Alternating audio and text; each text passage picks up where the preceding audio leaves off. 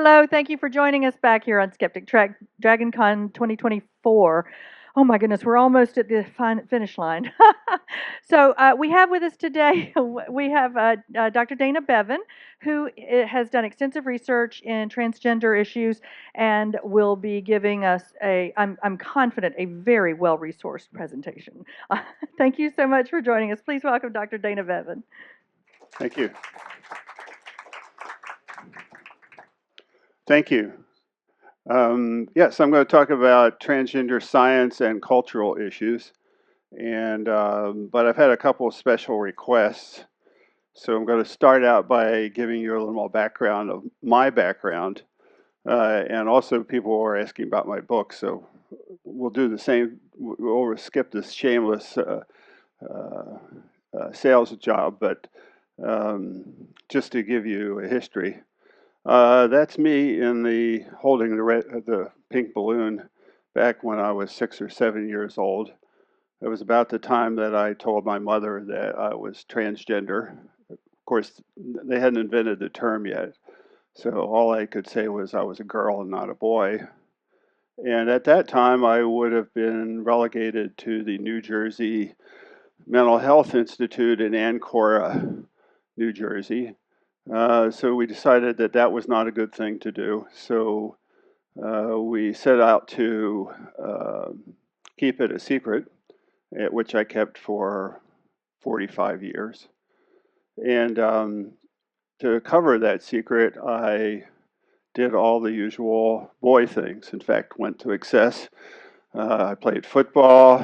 I actually refereed football for 14 years, if you can figure that out. And I did get reasonably good grades. I got in the military and managed to not go to Vietnam. But in any case, so I did all the things that you would, I mean, who would expect with all those behaviors that I was really transgender. So in the got out of the military, went into military research and development, got very high security clearances, passed all my polygraph tests. They never asked me if I was transgender. They did ask me if I was gay, which I could honestly say at that point, no, I wasn't. But as you'll find out later, I now subscribe to the idea that I exhibit lesbian behaviors, since I now have a natal female wife. At any rate, so I got, when the Berlin Wall fell, I decided to re-engineer my life and started to work on my transgender issues. I started going to support groups in secret, and eventually I got to the point where I was considering transitioning, meaning changing my body to fit my gender better. And so I set about to being a scientist. I gotten a PhD in physiological psychology, but being a scientist, I wanted to know whether this was for real or not. So I set about looking at all the science I could find on transgender, transsexual behavior, and which in 2011 amounted to 4,000 different papers. It's now probably 3 or 4 times that. But at any rate, that led me to write my first book, which was on transgenderism and transsexualism, both of which words are now banned by some people. But at any rate, that led me to understand what decision I should take. And I started writing a book, and I sold it to Prager Publishing Company, and they said, that's fine, but write something that's more understandable for people. I mean, the first book was about 800 citations. It was highly cited various things, and so it was written in science lingo, if you will. So they said, write another one. So I wrote Being Transgender to help transgender people. Along the way, I also started working to help with support groups and so forth. And then finally, they said, well, there's this big audience out there for medical and other people to understand being transgender. Can you write one for them? So my most recent book was Transgender Health and Medicine. Over the years, over these books, my thoughts on being transgender have evolved somewhat, but that last book has the latest word as far as I'm concerned. And now I'm working on two other projects, which I'll talk about a little bit later. So, trans culture wars, as they used to say, you can't tell the players without a program. So here is your program as I see it. First of all, there are the pre-modernists. Pre-modern history dates from the Common Era to about 1650, when the Enlightenment took over, the modern Enlightenment. And it's dominated by, and there's still people who are in that same philosophy. It's dominated by religion, of course. Um, and to bring that up to date, during the Carter administration, there was an effort to recruit people in religious organizations to be more political. A book was written by Randall Balmer, who's a clergyman and at Dartmouth College, which is my alma mater, by the way, and where he laid out exactly how that process went. The guy up in the left-hand corner is a guy named Paul Weyrich, and he engineered getting the Republican Party into alignment with transgender with the religious folks in the United States, um, and and of course Jimmy Carter lost that election partly because there was such a block of voting against him. What really helped was the IRS. And the IRS passed a rule that said if you have a church school, even church schools can't be segregated. Of course, public schools can't be, but even church schools. And so there's been a backlash from that that persists to this day. You can't fight the IRS, right? So uh, the or segregation, the segregation, uh, uh, getting rid of segregation, but you can fight abortion and gay rights and transgender rights, and so that's what they're about right now. Then there are the gender feminists. J.K. Rowling is one of these. The transgender exclusionary radical feminists, mostly in the UK. It's known as the Turf Island because there are a lot of folks there. They're in the fringe, but they're very vocal, and some are coming to the United States because various faculties want them. And of course, they're not just against transgender people; they're against males in general, and they think that transgender women are just pretending to be women, but are actually male. So that's you'll hear a lot of noise from the TERFs. Then there's the American College of Pediatrics, which has about 150 people, and they're opposed to transgender treatment for people, especially for children. Of course, on the other side, there's the American Academy of Pediatrics. They have about 50,000 people. Um, but again, this is a very vocal group that testifies before all the different court cases. And then finally, to my surprise, you remember Ayn Rand, right? Everybody's been Ayn Randed. The champion of individual rights and behavior. the two major organizations there are also now anti-trans, and they're inviting people like the TERFs to present at their conferences. So let's see, in terms of trans positives, all of the major professional medical associations are positive towards getting some help for transgender people. If you have a transgender child, the place to go is PFLAG, which started out being helping parents with gay and lesbian children, but now it's almost exclusively helping transgender kids.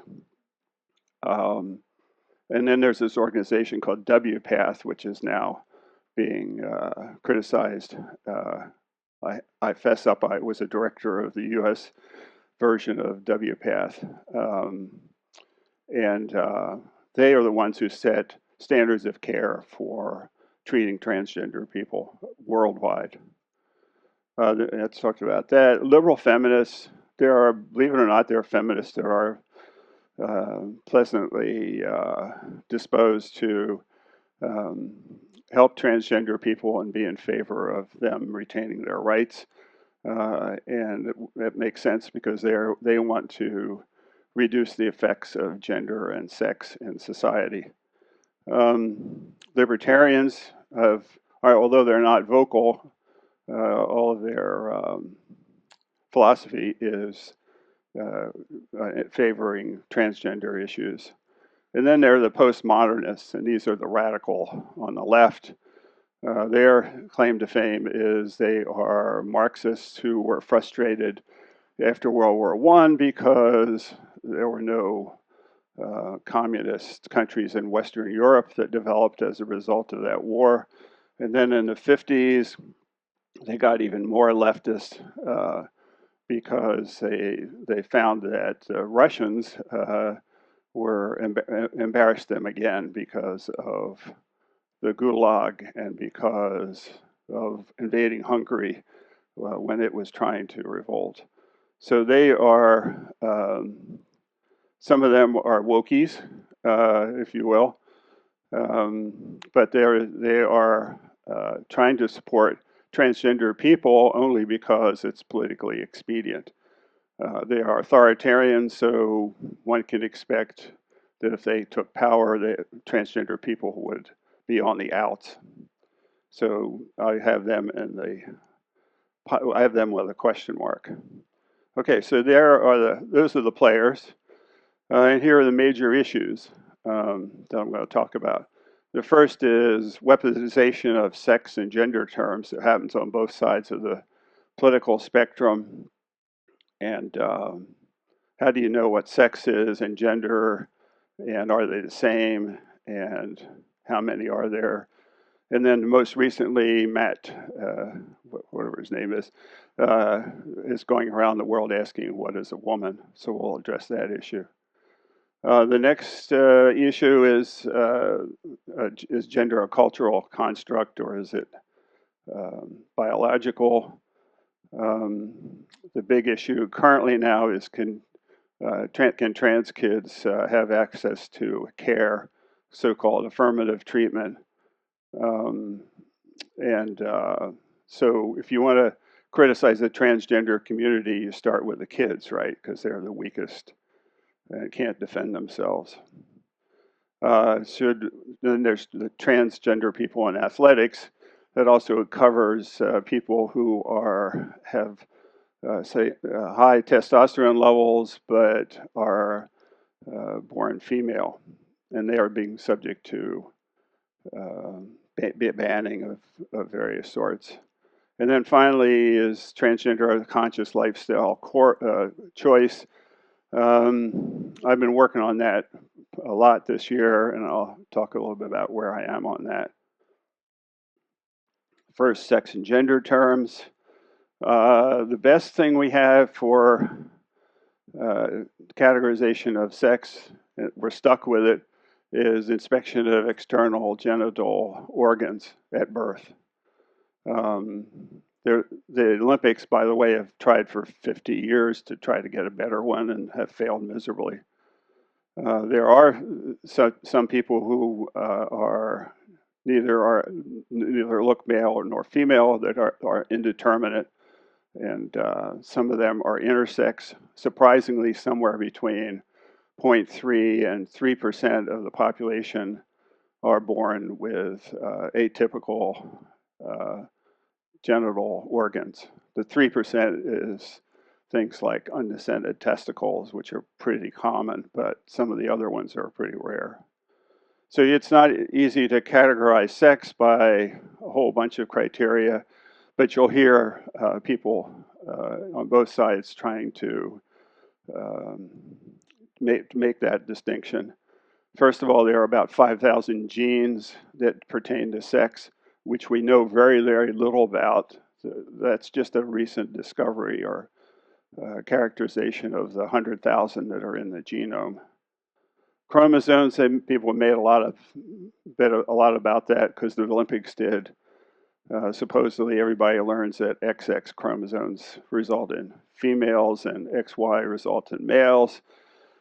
However, there's a whole lot of different configurations of XXY and so forth, XYY.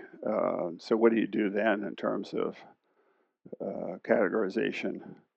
And then one of the things that complicates things is that the recipe for genital organs and female things in general isn't in the X or the Y chromosome. It's in the other 44 chromosomes. So differences there can affect things. And then finally, there's the jumping genes. A woman won the Nobel Prize for discovering that genes jump around between chromosomes.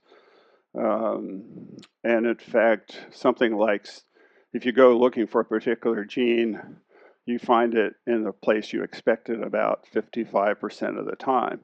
So sometimes the genes that are associated with being male, the SRY gene in particular, which is usually on the Y chromosome, isn't there. It's on one of the other 46. So that complicates matters. Hormones, there's a wide natural variation of testosterone, and a lot is not known about how that affects performance. It depends. Most of the measurements are in free testosterone, but most of the hormones are bound up. Testosterone are bound up in the bloodstream. And then there are females with polycystic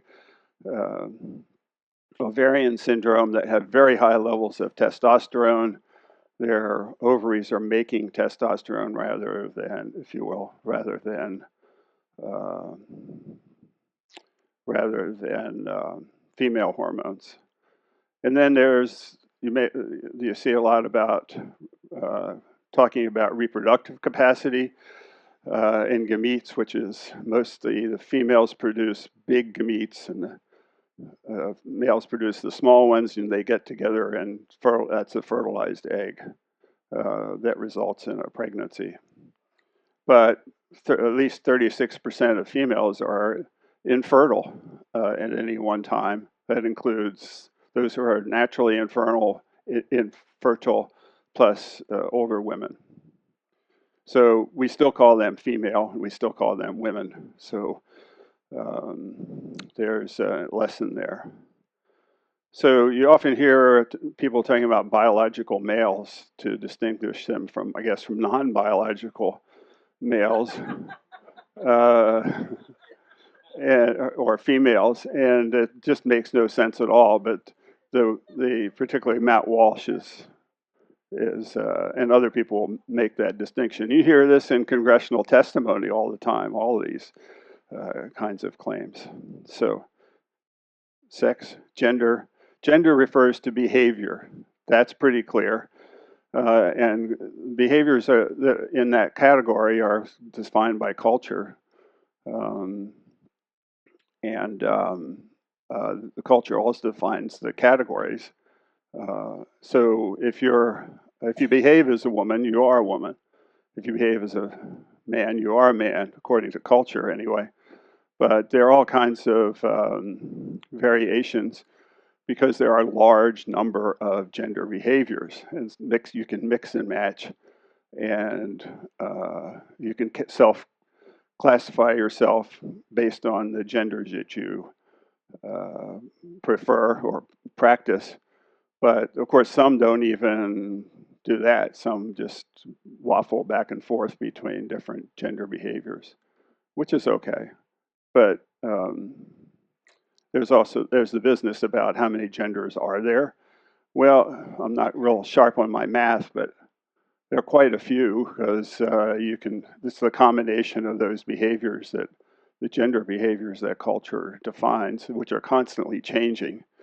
And you can combine them in all different ways. So gender also has biological factors, as I mentioned earlier. There's a genetic predisposition, which I'll talk more about, as well as epigenetic things, which are things that modify the genes or modify their expression. Now, the culture world players also mix up sex and gender with some regularity, some because probably the broadcasters don't know the difference, but some people do know the difference, but use the wrong term anyway just to support what they have to say. So genetic gender predisposition, there are various, here's the evidence for that. First of all, if you have identical twins, if one is transgender, the other one's transgender about half the time. And we have now identified 400 genes that are associated with being transgender. There hasn't been a lot of progress since 2019 because who would fund this study, right? You know, on the right, they don't want to fund it because they might find out something that they can't handle, and on the left, they don't care about science either. So it's not going to get funded to do more on these areas for a while. Then there's handedness, which we know is like whether you're left or right-handed or a mixture between. And transgender people tend to be less right-handed. You can see Caitlyn Jenner throwing a javelin with his left hand. So anyway, yes. So to continue my story is I'm mixed dominance in terms of my handedness. I swing a golf club left-handed, do most of the other stuff with right. But then there are various biomarkers for transgender, some of which are pretty obscure, but most have a genetic background rather than a epigenetic or a experiential background. And then being transgender tends to run in families. You've seen the Matrix movies as well as what was it, Cloud Atlas and a bunch of other movies. They've been produced and written by the Wachowski sisters, who at one point were the Wachowski brothers, and now they're going back and changing all the titles on those movies, I guess. But that's an example of how it runs in families. The evidence that sex and gender are not the same thing, but both sides would have you believe that they are. First of all, is the existence of transgender people. I have a sex that's started out being male, and my gender has pretty much always been woman or girl, even though I pretended very strongly to be boy or man. Twin studies support that. If you look at the twins that are, if one is transgender and the other one's not, they both have the same sex. So there's another dissociation fact there. Now, sex and gender, of course, are correlated for most people, but that doesn't, as we know, that doesn't always predict a common factor. So is gender a cultural construct? Well, yes, it is. And you can do comparative cultures across cultures. But in Western culture, it's there are two genders, and in other cultures, that's not the case. And in particular, I finally got a picture of the Bugis, who are in Indonesia, and there's an example of each one of the 5 gender categories in that subculture. Um, I know the middle one's called a bisu, which is the 5th gender category that can be either male or female, but the others are male acting in a feminine gender, or a female acting in a masculine gender. So there's examples right there of the extreme. I'll show you some more examples in a minute. But some of them use childhood behavior, not just sex, to make that determination. And that's the way it's been also in the American West for Native Americans. So being transgender is really a Western development out of Germany and Western Europe and the US. But there are all kinds of what you consider transgender behavior that has gone on long before that. And gender behaviors are added and subtracted from the categories all the time. You know, women weren't allowed to wear pants until the 40s, I guess. So, okay, so here shows some other examples. In the middle is the Native Americans who had 3 or 4 genders, and those are the names of the 3 or 4 genders. On the left are the Muxi, which live in the most southern part of Mexico, and they are a 3rd gender category. They are males who behave in the feminine gender, and because they're so far away, the church actually blesses them. Every year they have a special mass to bless them, and they're well accepted by the culture down there. And every once in a while you'll see an article about them in one or another magazine. Then in Italy, there's the Feminello, who are also 3rd gender people, and they're widely accepted by various parts of Italy. You can see them. They are invited to ceremonies of various sorts because they're believed to be special because they're different. And then down the bottom, that little boy there is Barack Obama, and his mother, Ann Dunham, went to Indonesia to do her master's degree work. And while she was there, she hired a nanny for Barack Obama, who is in the 3rd gender category. Her name is Evie. And every once in a while you hear about her because she's not doing so well. The police are harassing her, and she's very poor. But it's an example of some of the other 3rd and 4th gender categories. So, is gender a cultural construct? Yeah, gender behavior comes and goes depending on the whims of culture, and the categories change. And of course, these days you can make up your own category, I suppose. Okay, history of trans kids. Before the 2000s, there weren't any treatments for trans kids. The people in that category were misdiagnosed. They really were homosexual, mainly boys, and they were focused on sex, not on gender. The transgender kids were focused on their gender and were pretty withdrawn. But it was discovered by the Dutch that they looked at the statistics, and overall, 40% of transgender people attempt suicide. We don't know exactly how many succeed, but of those, 25% are young people, young teenagers and adults. So they started trying to find an approach to help these people. One of the things that, and I'll go into more detail on that, but one of the things that's now being claimed is that your kids become transgender because their peers or the internet influences them to become gender, one gender or another.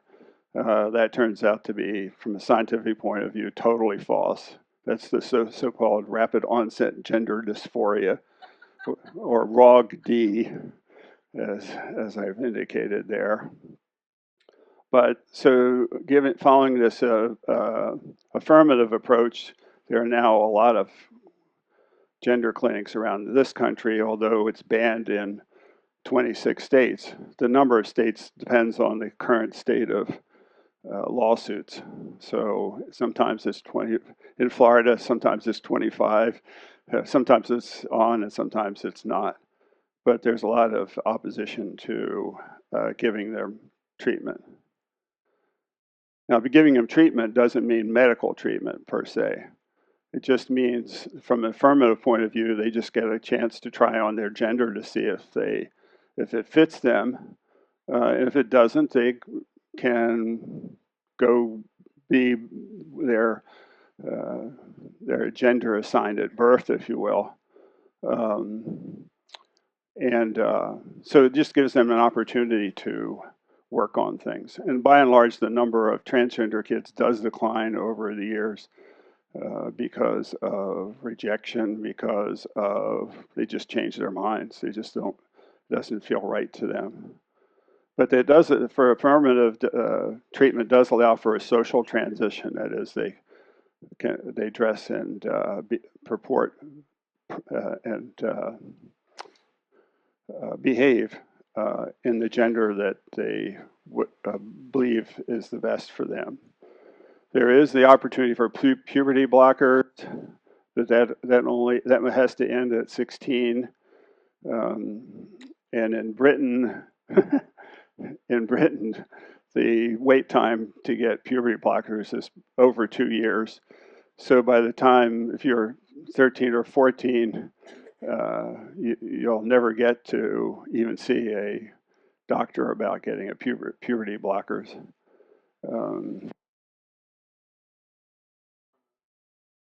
Did I do something wrong? Okay. And then at 16, according to the protocol or the standards, they can start on sex hormone therapy. That is the hormones that pertain to the other sex. But that's somewhat reversible. And they can back off from that. And finally, TGPS is transgender plastic surgery. That only occurs, although one of the criticisms is you're forcing kids to have surgery. That only occurs after the person's an adult. So kids aren't getting surgeries according to the affirmative protocol. And then the other thing that's being talked about is parental rights. A lot of the bans interfere with parental rights. We have a long tradition that parents decide what's best for the child, and there are legal barriers now for that to occur. Although a lot of the laws are the titles of the laws are to reserve parental rights, and actually they do away with them. So does it work? Yeah, it works pretty well. There's been some pretty good research by Kathleen Olson, who's down there. She is at Princeton University. And trans kids aren't confused about gender at all. In fact, they know better than most kids, according to her research. There are some potential risks, which, at least for puberty blockers, but those haven't been proven as of yet. And then there's some recent science. The APA Task Force report I participated a little bit in, that's the American Psychological Association, that refutes a lot of these political attacks. Trans athletics, as I said before, the Olympics and international athletics have never been able to find a adequate sex determination criteria. They're now relying on testosterone levels, which may not last. The testosterone levels, if you look at them scientifically, there's a large overlap, bell curves of males and versus females. That's probably because a lot of the testosterone is inert. It may also be that testosterone isn't the determining thing in terms of performance, at least within male categories and female categories. The level of testosterone does not predict the level of performance, doesn't predict who wins. And then finally, there's some females who are women who are forced to take testosterone blocking drugs, which seems counter to the Olympic spirit, that you're forcing people to take drugs rather than preventing from urging them not to take drugs. But in this case, they're having to take testosterone blockers. We don't know what the full harm of that is,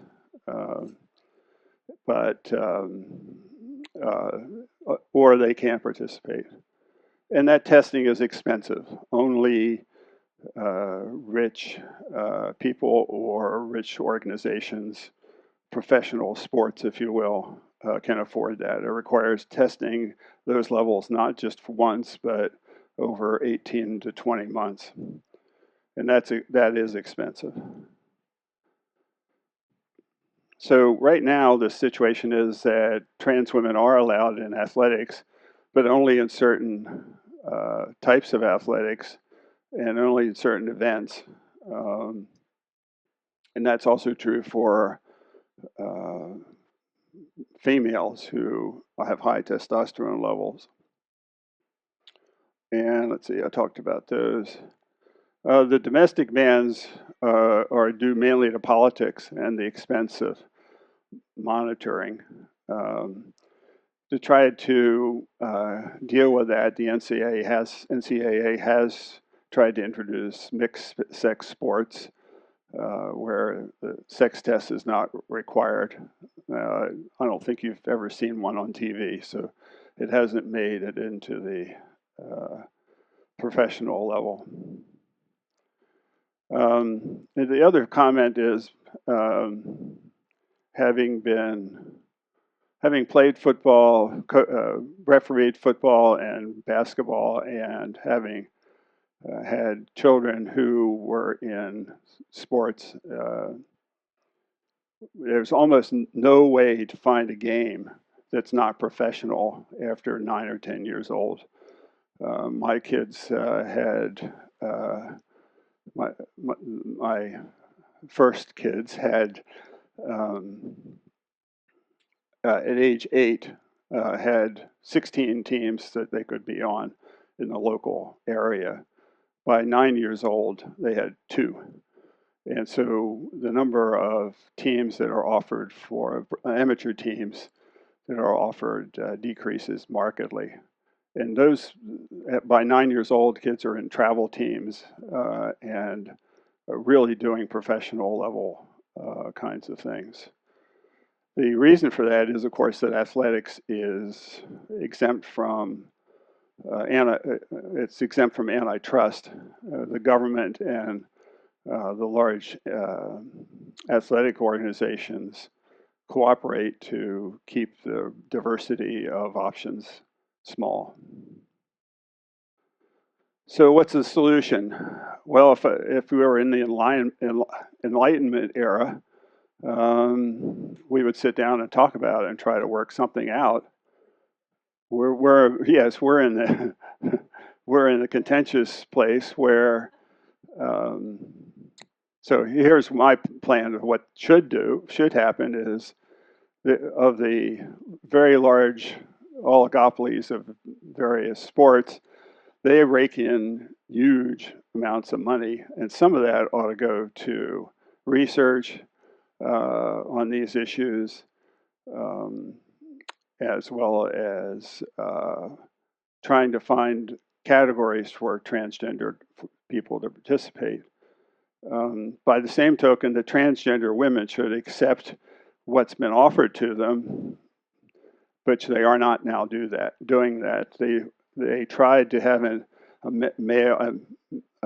masculine, a feminine, and an open category in swimming, but nobody showed up in the open category. So people were being pig-headed about trying to work this out. And then is being transgender a conscious lifestyle decision? That they're constantly being pilloried mainly by the right on this issue. So I went back this year and started researching that more in general. And I went back to the beginning of psychology. So this guy, Wilhelm Wundt, was the first psychologist probably. He was dealing with the unconscious. And he was doing experiments like he would give a subject two different things to pick up and ask them which was heavier, and then to ask them to describe how they knew that. They don't know that. They can't describe how it is. They may make up stuff, but in general, decisions are unconscious. Even complicated ones are unconscious. So those kinds of experiments, later on, of course, Freud sexualized the unconscious, but you don't necessarily need to do that. So that's one part of it, the answer. The other part is what is consciousness? Well, I can honestly say my mentor, Julian Jaynes, had a lot to say about that. In general, we tend to think of this little voice that props up in our thinking, and that's maybe one type of consciousness. The advantage it has is we can talk to it. We can't talk to maybe some of these other processes because they don't have language. But we can now detect that thinking and decipher it both through EEG and movement sensors on the voice box. And there have been a lot of medical things recently about showing how that can help people who have locked-in syndrome and other problems, that they can now talk through a computer because the speech is picked up from other sources rather than from the air. So there's a semantic process that goes on, and it doesn't just go on in your thinking, it goes on in your acquisition of information. An example of this is that eyewitnesses are usually very poor at actually stating what they saw or how things were. But what it requires is to get a good handle on that is to verbalize what you see or what you experience, and to tuck that away into this big semantic net that's in your brain. And it's that semantic nature that is metaphor, or which is very similar to some types of artificial intelligence. This is, this is a tree, and so on and so forth. So there's been a lot done in that area more in the last 20 years or so. So we know a lot more about that spatialized, um, or that semantic speech that goes on in the brain. It's a network. It's not one gene or one trace. It's a network of analogs and metaphors. So how does that relate to the little voice? Well, clearly the little voice production is based on speech rehearsal. That function grew up probably before, because we needed to think about what we were going to say to other people back in history. And now that serves another function, which is to be an analytical function, which I'll talk about next. The U.S. government, in the form of the Department of Defense, has spent many millions of dollars trying to understand decisions. And what's come out of that is what's called a naturalistic decision model. Every military officer, every Army officer, I guess, I'm not sure about the other services because I wasn't one, they get a wallet card that gives the steps in making a decision. And it's based on this research. So, of course, the military wants to have better decision makers, so that's why they have studied this. And that goes like something like this. So you identify various courses of action, and then you use your semantic metaphor consciousness to analyze them. You project how things would be under each of the alternatives. And that in turn triggers emotions in you that can be used in decision making, since we know that decision making per se is unconscious. But it is influenced by other processes, one of which is emotion. And then when it comes to a decision, you have these analytical results, if you will, to try to rely on. So the answer is, in general, is that the decision per se is not conscious, but the thinking and the analytical thinking that goes into it is conscious in this sense. That goes with transgender people as well. They think about how things would be in the future if they are in one gender or another, or and how that would be, and then they make their decisions,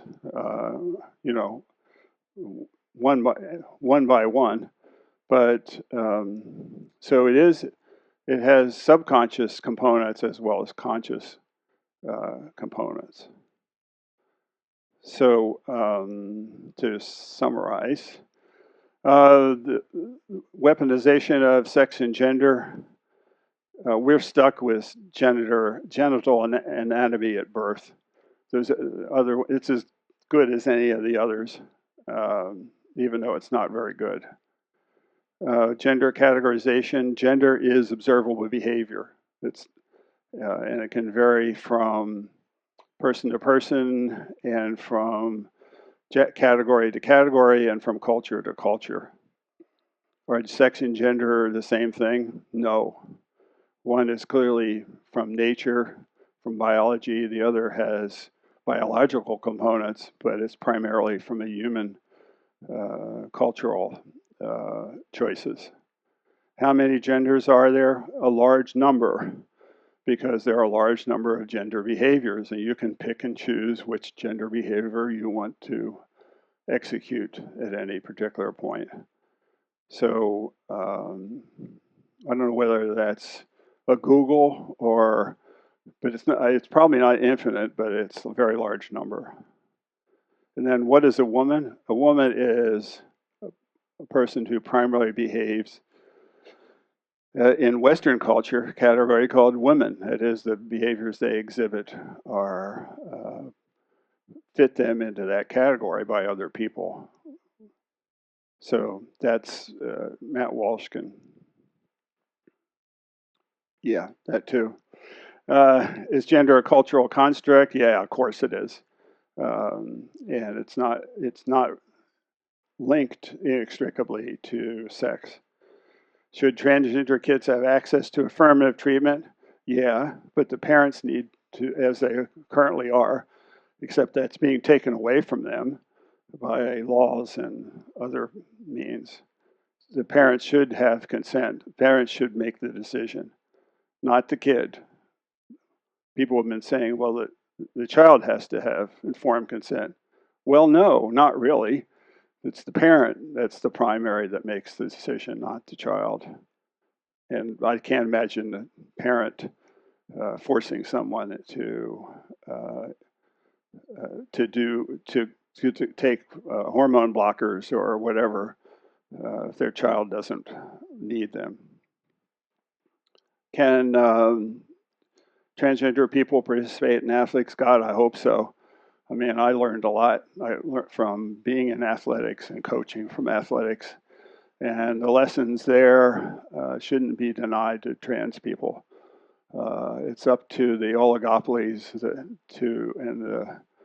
the various sports organizations to figure it out and not be so rigid. And as final is being a transgender a conscious lifestyle choice? Well, no choices are conscious, but the analysis that goes into them is conscious. That's the point, the distinction to be made. So, so I showed you my books that I've published. Right now, I'm working on 2 books. One is a continuation of the research I've been doing in decision making and decision philosophy. The other is to fill in the blanks from my original book, which was had vignettes of different parts of my life.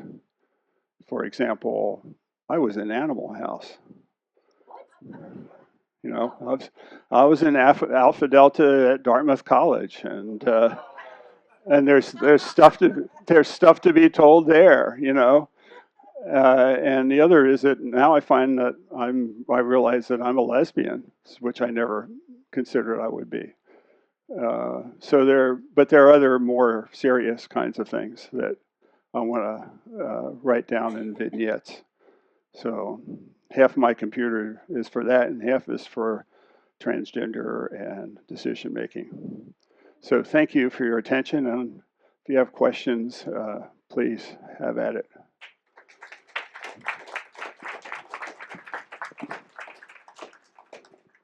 Thank you so much. We have a microphone here still. Our AV crew has not keeled over yet. Won't be long though, so please come up if you have any questions. So I've always kind of been of the opinion that transphobia, homophobia has boiled down to misogyny at baseline. Tell me how I'm wrong. Well, my perspective on it is phobia may not be the right word. Well, that's fair. That's fair. Okay. Hatred might be a better word. Oh, I'll buy that. Sure. Okay. But yeah, both of them apply to what you're saying. Misogyny against trans women is, but what's the male equivalent? Well, it would my hypothesis, Yeah. and I cannot call it a research. I've done no research on it, but Yeah. Just having my lived experience as a woman and having friends and Right. acquaintances who are either homosexual, lesbian, in whatever Right. wherever they fall along whatever spectrum, that it all does kind of boil down to an underlying hatred of women. Because the women who Right. don't need a man, how dare they Well, not need a man? And To reduce that even Yeah. further, it's freedom. People should be free to do what they want to do as long as it doesn't influence or it doesn't hurt other people. Yeah, I agree. But I think you've made a compelling case that a lot of it is not volunteer. Like this is not something that's a choice. There's not that element Right. to it. So looks like we have a question. Yeah, so I was just curious. I mean, I haven't done a lot of research into this, but kind of my common understanding is one of the sort of major misframings of this too that sort of has contributed to it, being able to all these issues to get the attention they get is the incidence also of transgender people in the population is actually pretty, maybe not explicitly, but implicitly is way overstated. Yeah. So I was curious, like, some of your thoughts, just and what like, what is the actual incidence? Okay. I mean, roughly, Right. in the population, and Right. how would you say we go about sort of grounding the discussion in the U.S. in a more rational sense? Because there are, discussions, I think, on some of these areas to be had, but the discussion politically right now just seems detached from. Right. from Right. No, there have been a bunch of studies on what the population frequency of transgender people is. And starting in about 2000, before that, there were estimates based on how many transgender people walk into the clinic, which is obviously biased. But there were some good studies done in 2000 that showed that it was at least 1% of the population, probably tending to 2%. The more recent studies show a higher level, but I would stick with the 1-2%. There are now probably more female to males than there used to be. The ratio used to be heavily tilted towards male to female trans people. That was your first question, I think. It's not minuscule. A lot of them are hidden. I mean, still, transgender people don't want to come out because they have jobs, and I should say there's no protection for that. And they have jobs, and they have families, and they have living to do. So a lot of it's still hidden. It's gotten a little more overt, but the 1-2% was based on being able to count the hidden people as well. So what was the other one? What do we do for a more rational discussion? For one thing, we don't see transgender people respond on news to events. The people they put up, the organizations that purport to represent transgender people don't put up transgender people when it comes time to make the discussion. And they're not that they're bad people, but they just don't understand all of the issues. It's like having the plus size clothing advertised by regular sized women. Yeah. Regular sized. Like size 10 Yeah, is so considered plus size right, because there are a large number of transgender people who are not politicized. They aren't wokies. Wokies. They aren't woke. They aren't wokies. They aren't radical leftists, and a lot of them aren't getting representation. So it's hard to get things worked out with them. Thank you. Question? I had a thought, not really wording as a question, but as a rhetorical question of the transgender athletes in sports. Yeah. Having to ask from the basics, why is it we have a sport like a track sport where only women are allowed to compete, and yet somehow the rules of the game are set so that a man would do better than a woman at that sport that's especially designed for women to compete? Is it just because men are have such fragile egos that can't imagine a sport where women would actually do better with the real historical origin of sports is combat. Okay, the Olympics were, everybody took a time out to go do the Olympics in Greece, and they were warriors. Shot puts were real and were real instruments of war. Javelins were real instruments of war, and although there were females and women who participated in warfare, by far the largest number was males. So the females lag getting their own sports. Thank you so much, Dana. It's always so great to hear her talk. Thank you so much. We really appreciate your being here. Thank you for your question, but we're out of time. I do want to give you 10 seconds for shameless plugs. You've had a couple scattered out there. Let's hear your books again. Forthcoming book on vignettes of my life, like the ones I mentioned. Okay. Yeah. Sounds great. Yeah, I'm working on that now. Okay. Thank you so much. Thank you for joining us. The next panel is our wrap up at 2:30. We'll see you then. Bye-bye.